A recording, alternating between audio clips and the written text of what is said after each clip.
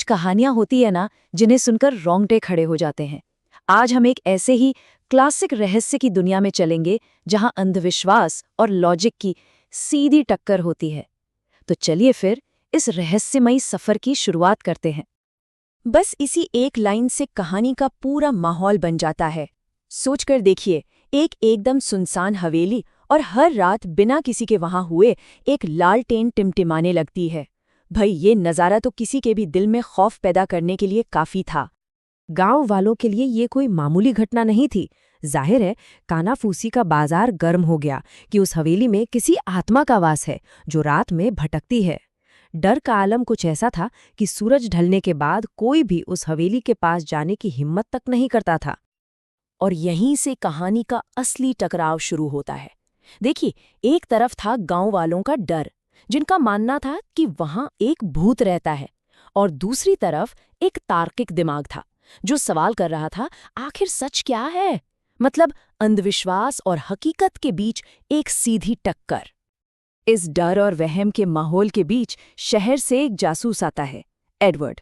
वो कहानियों पर नहीं बल्कि सबूतों पर विश्वास करने वालों में से था।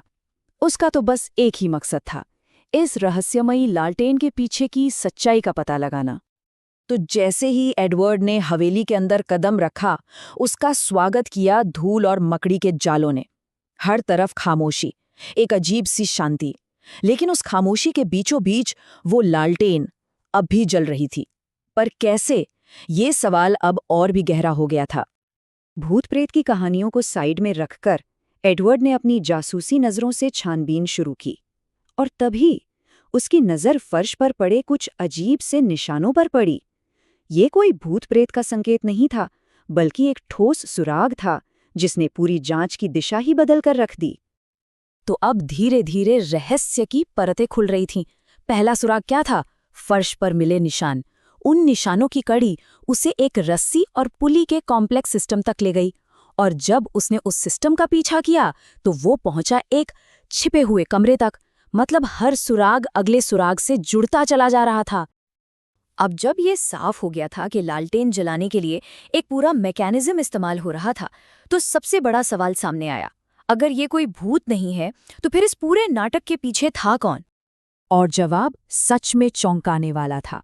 ये कोई अनजान शख्स नहीं, बल्कि हवेली का ही बूढ़ा चौकीदार था। एक ऐसा आदमी जिस पर शायद ही किसी ने शक किया होगा। लेकिन सवाल अब भी वही था, आखिर वो ऐसा कर क्यों रहा था?